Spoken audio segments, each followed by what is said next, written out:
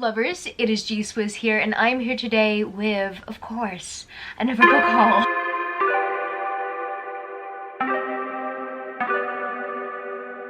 You know how I told you guys in the last book haul that book haul mostly consisted of like pre-orders and everything? Yeah, this book haul is completely different. A portion of this book haul is from tax time. I know, I went ham. Also, some of these books were provided to me by a publisher, which is always exciting. I guess I have a few pre-orders in this book haul as well. And I also have a couple of books that Camilo purchased for me because he's the best husband in the whole wide world. Yeah, so I've got like a combination of things, but I needed to urgently film this book haul now because if I didn't, then my camera memory would absolutely hate me. My batteries would also hate me because I received many dispatch notification emails this week, and I can already see my next book haul being filmed very soon. I don't know what's with the hauls this year. That is going to be very exciting, but I need to focus on now. I need to film this book haul ASAP. So I guess without further ado, we're going to get straight into this book haul, and I'm going to let you guys know what I got within this bunch. The first book that I've got to mention in my book haul today is My Killer Vacation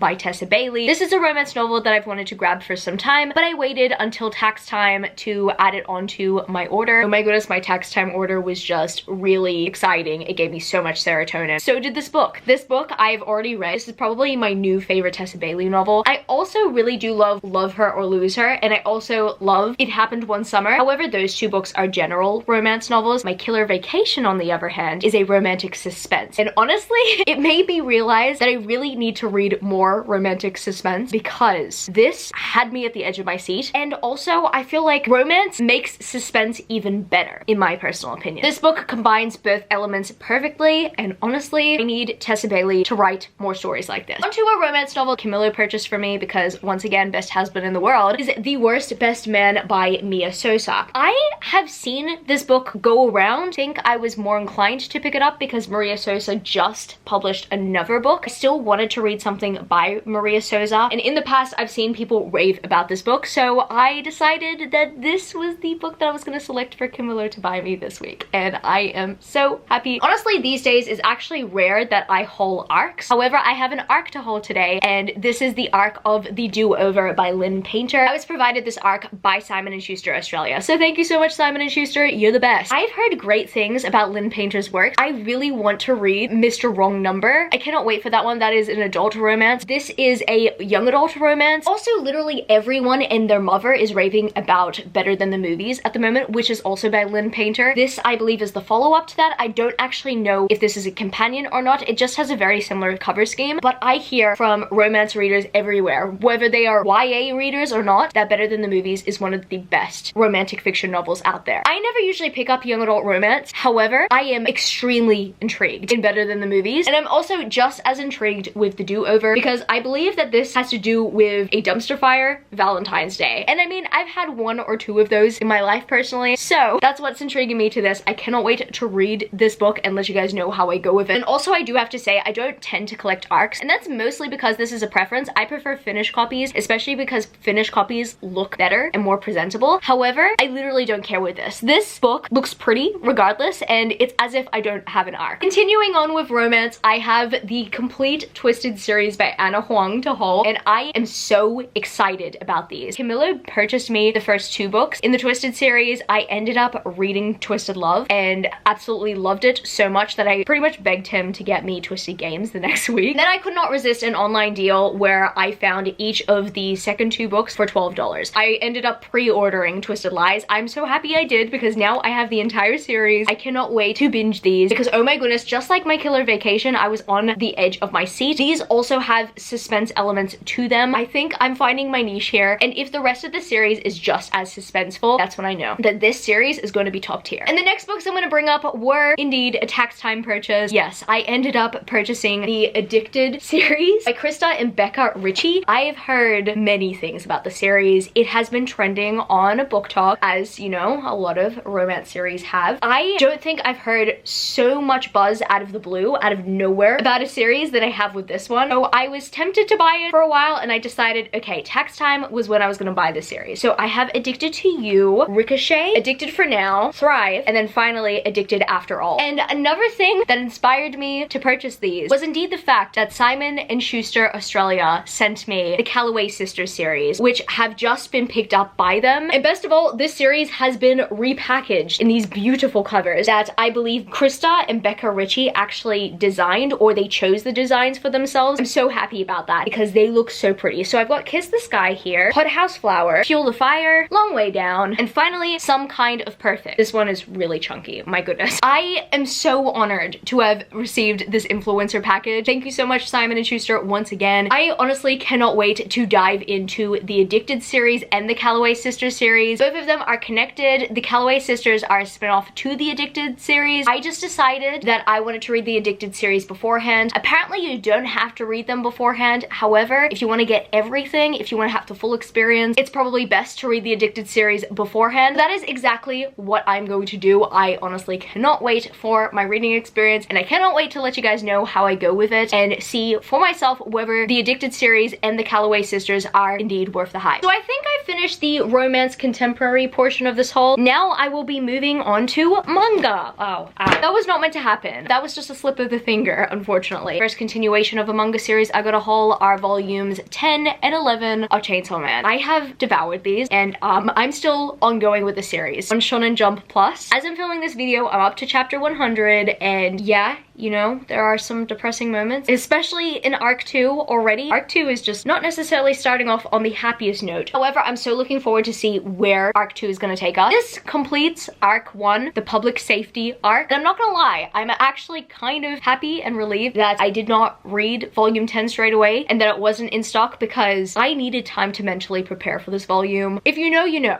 This conclusion was absolutely gripping, and I cannot wait to continue on with the series. And I'll actually be continuing on with this series online. Yeah, wow. I'm completely blown away by Chainsaw Man. Next, I have to haul volume 3 of Record of Ragnarok. I still have not read the series, but you know, I'm kind of admitting that I'm collecting the volumes, so it won't get too intimidating later on. And yes, I'm also guilty of doing this with Mao. So I have Mao volume 6 here. I have actually started this series, except I've only read 1 chapter. That needs to change because now I have 6 volumes on my shelf. And I also have volumes 6 and 7 of The King's Beast, which is a series I have been continuing, even though I'm only really 2 volumes in. I cannot wait to read further in this series because it has been pulling on my heartstrings. For some reason, I'm always heartbroken whenever I open a page, but we're gonna get through it. We're gonna get through it together, guys. This is funny. I don't necessarily have much manga to haul. I've only got 1 more volume left. Technically, this isn't a series, I believe. This is just a standalone, and that, my friends, is Liminal Zone by Jonji Ito. And this is Jonji Ito's most recent work. Sometimes you can also tell by the way that it's packaged. It's not packaged in the classic way. I really like the under the dust jacket design here, and I like the dust jacket design itself. Oh my goodness, his books are like always packaged on point, in my opinion. I am looking forward to reading Jonji Ito. I think I mentioned in my previous haul that I'm wanting to read Orochi before I read Jonji Ito, just so that I can get the feel of the horror genre in manga, because right now I'm a chicken. But I cannot wait to read Jonji's works. I've got some of them on my shelf for when I do eventually start, but yeah, Camilo admires Jonji. Now I need to get into Jonji. The next book I bring up in this book haul is The Prince's Poisoned Vow by Haley Turner, and this is the Bookish Box special edition that came in the June adult box for this year. It is a very pretty book. I do like the packaging. I also really like how it looks underneath. Don't know much about it, but I'm looking forward to trying it out, I guess. And speaking of Bookish Box special editions, I finally got my special edition of This Woven Kingdom by Tahara Mathi. This was the reason why I got a freight forwarding service, because apparently they only had rights to sell this to US and Canadian customers, and being that I am Australian, I personally would not have had access to purchasing this if I did not have a US address. So that's how I started my freight forwarding shenanigans. I mean, that was instant regret when I started using it for other packages because they charged me so much. This being said, I'm happy that a copy made it all the way across the world to me. The spread looks awesome, and I cannot wait to read it because I just hear many great things about it, but also I appreciated Tahara Mathi's Shatter Me series. Now, I know last book haul I did haul the Fairy Loot exclusive paperback of this book. However, I could not resist resist the hardback. And not only that, I could not resist this Charlie Bowater cover. In my personal opinion, I prefer this cover over the Fairy Loot paperback because, as I've mentioned previously, the Fairy Loot paperback looks like an arc, and I just can't take it. This looks so much prettier. And I'm so happy that I loved this first book in a new series because it was so good. I mean, now I can justify buying a separate copy from my Fairy Loot copy because this was a good book. I don't think many people are talking about it. I mean, I've seen people like review it on Goodreads here or there, but it is really good, especially if you love political fantasy or magical fantasy. And of course, being the fantasy lover that I am, I'm gonna hit you up with some more fantasy, and this is a fantasy companion series that, my friends, I believe is the Deliciously Dark Fairy Tales series, starting off with A Ruin of Roses, A Throne of Ruin, A Kingdom of Ruin, and finally A Queen of Ruin. I've been seeing book reviewers absolutely rave about this series everywhere. I only just recently realized that this was a companion fairy tale series, so I'm curious to see how this series goes with me. I hear really exciting things about it, and I now have the completed series. I wanted to wait until all the books were out, obviously. It's got some good dark fantasy elements that I absolutely adore, and some dark romantic elements that I'm probably going to swoon over. But next up, I've got to talk about a book series that I did not wait until all the books were out for me to collect them. I've been collecting them individually. The next book I bring up in my haul is the third book in a 4-book series called The Bluebird Secret, and that book is Give Your Heart to the Barrow by Sarah K.L. Wilson. And guys, I absolutely adore the covers in this series. That is a big reason why I have been collecting the Bluebird Secret series. Now I need to read it. I hear that it's a good fantasy series, but yeah, I don't actually know what it's about. But I've been slowly collecting the books, and I decided to add this to my tax time order. I reckon that this series is going to be a good binge read once all the books are out, so stay tuned for my thoughts later. The next book I have to haul, I kind of just hauled for, once again, you know, superficial reasons, but I decided to add it to my Fairy Loot order. So Fairy Loot decided that they were going to restock some of their tarot cards and their bookmarks. I decided that I wanted to collect the tarot cards and the bookmarks that I did not get in earlier boxes because I only got off the waiting list in April, and the tarot set started in March, and the bookmark set started, I believe, in December of last year. I decided maybe to justify the purchase even more because of how expensive shipping is. I decided to purchase a book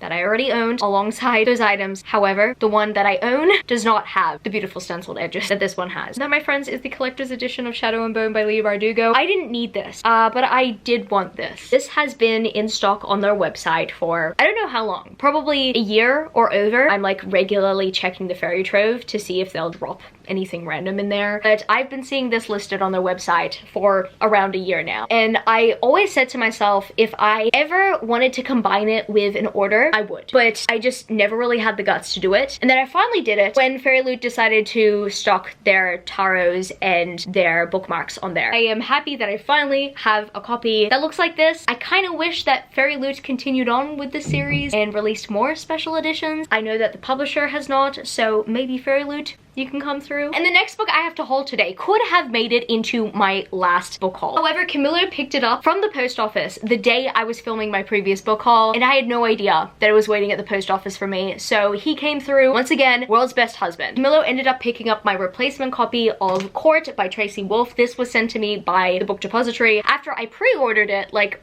a year ago, and my initial pre-order got lost in transit. And then, this was so funny, I swear this book is cursed. Australia Post actually sent a Sorry We Missed You card, and for some reason I didn't receive it until the day that it was due to be picked up. For some reason, I don't know. I reckon that the Sorry We Missed You card ended up getting lost or something because Camilo didn't see it either. So then we found it, and then Camilo decided to pick it up for me, and then the post office were like, oh, we were just about to send that back. Thankfully you came to pick it up. I'm so happy. I finally have my copy of Court, even though I do have my Bookish Box special edition. I mean, that set was already cursed to begin with. The Bookish Box missed my address in transit, and then all of a sudden it was stuck at customs for weeks upon weeks. This series at the moment is cursed. What is going on? I really do love the Crave series, and Court is my favorite sequel of the year so far, I believe. I mean, it was my first favorite sequel of the year, and I cannot wait to continue on. This is probably my favorite book in the Crave series. I need to know what happens next. Charm is coming out this year, and I really hope that that book does not get stuck in transit. Speaking of late sequels, I have The War of Two Queens, the original edition by Jennifer L. Armentrout. I heard that this has foiling. Yep, it does have foiling underneath it. I did not like the sequel that much. I reckon that this sequel is probably one of the most disappointing sequels of the year. This being said, I cannot wait for A Light in the Flame. You know what? Even though I do have hard feelings against this book, it kind of feels good that it's finally home. And continuing on with my pattern of sequels, I now have to bring up the sequel to Lore Olympus. Yes, I have Lore Olympus Volume 2, but unlike the other two sequels that I did mention, this sequel came to me within a timely manner. This volume broke my heart. This being said, I reckon that the rest of the series is going to mend me. If not, it's probably going to break my heart even more. The next book I gotta bring up in this haul is a Illumicrate special edition historical romance. I cannot wait to try it out. I did not like the original cover for this book. Honestly, every single time I see it, I just turn the other way. Not necessarily because the original cover is bad, I just don't necessarily like the coloring on that cover. However, Illumicrate came through with this special edition. That, my friends, is the special edition of A Lady's Guide to Fortune Hunting. This cover looks so pretty. Ever since it went out of stock, people have been kind of like begging Illumicrate to either bring it back, or I've seen people post in search of posts for this book in like buy, swap, sell groups, and I'm really happy I purchased it. I actually ended up purchasing it alongside my Blood and Ash books. However, they dispatched separately because there's been delays with that set. These pages look absolutely stunning. What I also like about this book is that underneath this right here, the fan, yeah,